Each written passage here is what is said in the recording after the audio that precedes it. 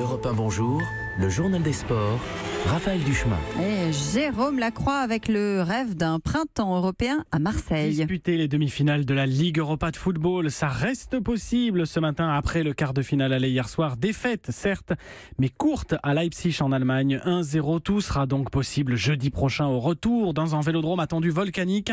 L'espérance, malgré la frustration marseillaise hier soir, le bleu Dimitri Payet déplore que les occasions de but n'aient pas été concrétisées.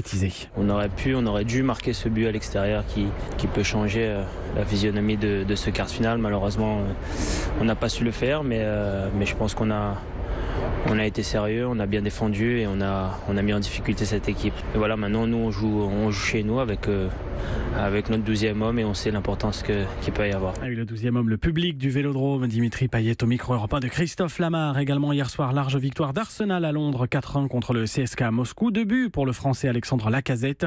1 but de son côté pour Antoine Griezmann lors du succès 2-0 de l'Atlético de Madrid contre le Sporting Portugal. Enfin, la Lazio Rome bat Salzbourg 4-2. Match retour donc jeudi prochain. Le mot sport du jour. Invaincu, le 100% de victoire du Français Jérémy Chardy en Coupe Davis de tennis. Le Palois 80e mondial est invaincu en 5 rencontres, toutes les rencontres auxquelles il a participé. La 6e, c'est cet après-midi face au numéro 1 italien, 20e mondial Fabio Fognini.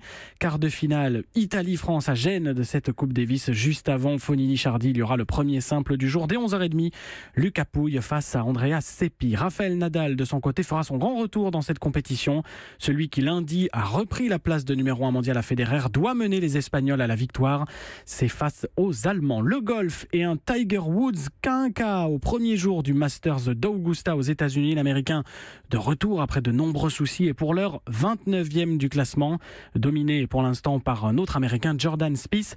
Le prestigieux tournoi se poursuit jusqu'à dimanche. L'histoire du jour. Quand l'incarnation de l'adjectif déjanté s'invite dans le foot, Philippe Catherine, le chanteur, a dévoilé hier sa chanson et le clip vidéo qui va avec. Alors le titre 85 rouge et noir, titre à la gloire des Herbiers, club vendéen de 3e division qui disputera dans 10 jours une demi-finale de Coupe de France. Il a tourné le clip au stade avec la participation d'un millier de supporters. On en a assez parlé. Maintenant, l'heure est de l'écouter. Vous faites votre avis. J'élève mon verre à tous les petits gars des Herbiers que ni l'or ni l'argent n'ont caressé. Les Vendéens sont pas si fous, partiront pas sans boire. J'élève mon verre. Catherine, c'est Catherine. C'est fidèle à lui-même. Exactement, On l'attendait déjanté. et ça l'est. Allez voir le clip, ça vaut le petit coup d'œil. Allez, on vous le met évidemment sur europe1.fr. Bien sûr.